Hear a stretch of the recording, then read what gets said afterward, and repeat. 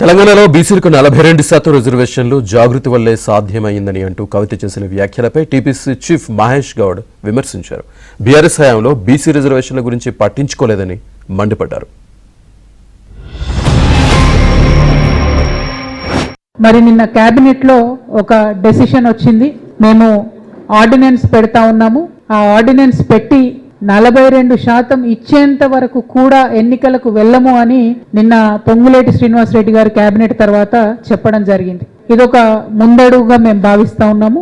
ఇది ఖచ్చితంగా తెలంగాణ బీసీ బిడ్డల విజయంగా మేము భావిస్తా ఉన్నాము. తెలంగాణ జాగృతి విజయంగా మేము భావిస్తా ఉన్నాము. యునైటెడ్ పూలే ఫ్రంట్ విజయంగా మేము భావిస్తా ఉన్నాం.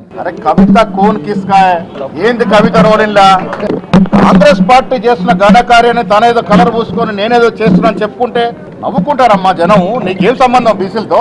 నీకు అంత చిత్తశుద్ధి ఉంటే మీ నాయన ముఖ్యమంత్రి ఉన్నప్పుడు, మీ అన్న బావలు మంత్రులుగా ఉన్నప్పుడు, నువ్వు పార్లమెంట్ సభ్యురాలుగా ఉన్నప్పుడు, నువ్వు ఎమ్మెల్సీగా ఉన్నప్పుడు ఏం వెలగబెట్టావు బీసీల కొరకు? ఒక్క రోజున మాట్లాడినావు బీసీల గురించి. ఇలా అధికారులు దిగిపోయిన తర్వాత బీసీలు గుర్తొస్తున్నారు.